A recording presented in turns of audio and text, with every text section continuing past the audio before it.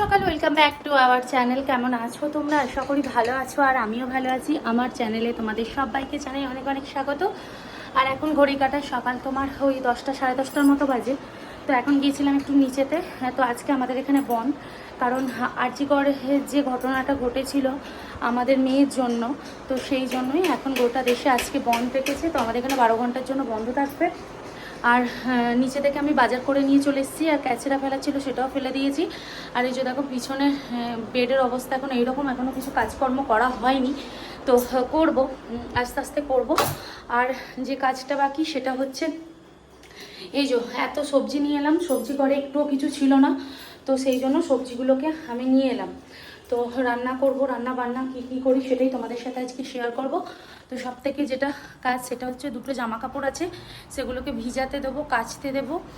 আর যেটা করব সেটা হচ্ছে সব কিছু কাচতে দিয়ে কাচাকুচি করে তারপর রান্না বান্না চাপাবো, পুজো করব। সারাদিন কী করি সেটা তোমাদের সাথে শেয়ার করব, তোমরা সাথে থাকো।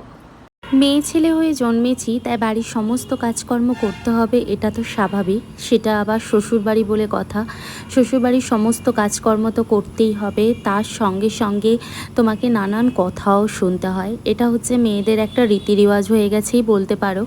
তো আজকে সকালবেলা একটু নিচে গিয়েছিলাম, নিচে থেকে এসে বাড়ির সমস্ত কাজকর্ম করছি। আসলে সকালবেলা উঠেই আগে নিচে গিয়েছিলাম কিছু সবজি বাজার করতে, আর এখন এখানটা একটু পরিষ্কার করব, কারণ প্রচণ্ড পরিমাণে নোংরা হয়েছে। তো যার জন্য ভাবলাম যে এখানটা একটু পরিষ্কার পরিচ্ছন্ন ভালো করে নিই।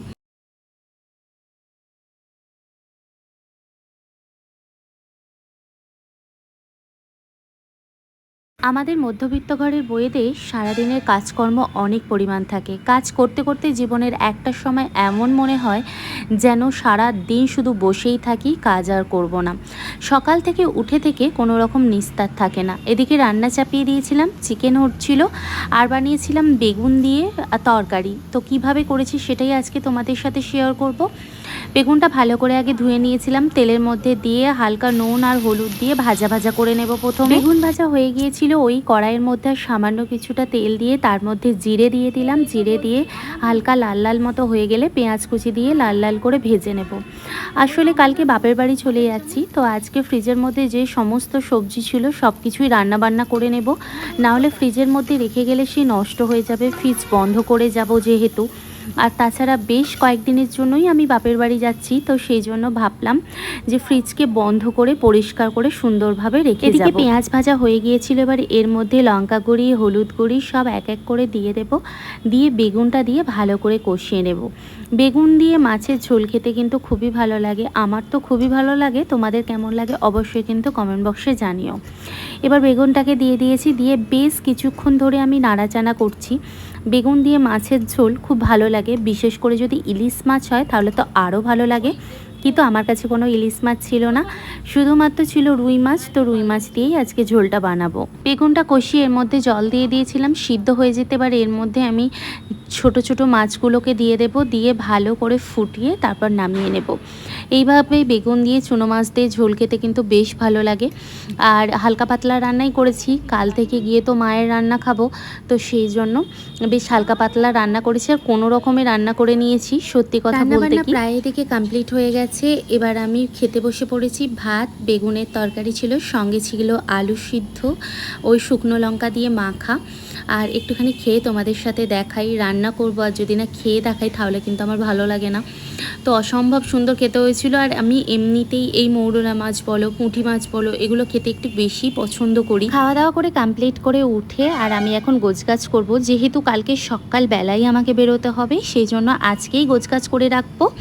তো এই পেটিটা কিনেছি বাপের বাড়ি যাবো বলে, কারণ আমার সেরকম কোনো লাগেজ ছিল না। তো এই বিয়ে সবেমাত্র 3 বছর হয়েছে, তো সেইভাবে কোনো রকম কেনাকাটি করা হয়নি। তো এই লাগেজের মধ্যেই যে সমস্ত জামা কাপড় নিয়ে যাব সেগুলোই গুছিয়ে তুলে নেব। আর মায়েদের জন্য কিছু জিনিস নিয়েছি, সেগুলোই শুধুমাত্র নেব। জামা কাপড় যদিও আমার বাপের বাড়িতে আমার সেরকম আছে, তবুও এখান থেকে বাকি যে জিনিসপত্রগুলো আছে সেগুলো নিয়ে যাব, কারণ যখন আমার বিয়ে হয় তখন কিন্তু আমি অনেক রোগা ছিলাম, তো সেই সমস্ত জামা কাপড় আমার এখন নাও হতে পারে। তো সেই কথা ভেবেই সব কিছু রেডি করে নিয়ে যাওয়াটাই বেটার বলে মনে করি, তাই নিয়ে যাচ্ছি। আর বাপের বাড়ি যাব আলাদা অন্যরকম একটা ফিলিংস তো কাজ করছেই, কারণ বাপের বাড়ি যাচ্ছি, এতদিন থাকবো, আবার বিয়ের পর প্রথম 3 বছর পর বাড়ি যাচ্ছি, গিয়ে থাকবো, তার একটা আলাদা অন্যরকমই ফিলিংস। তো এটা যারা আর কি অনেক দিন পর পর বাপের বাড়ি যায়, শুধুমাত্র তাদের মধ্যেই এই ফিলিংসটা কাজ করবে, বাকি আদার্স কেউ বুঝতে পারবে না আমাদের মনের ভিতরটা কীরকম হতে পারে বা কীরকম হচ্ছে। তো যাই হোক বন্ধুরা, আজকে ব্লগটা এতটুকু। আরও সুন্দর সুন্দর ভিডিও দেখার জন্য তোমরা ওয়েট করো। ভালো থেকো, সুস্থ থেকো, আবার দেখা হবে নতুন কোনো একটি ভিডিওর সাথে। ততক্ষণের জন্য বাই বাই।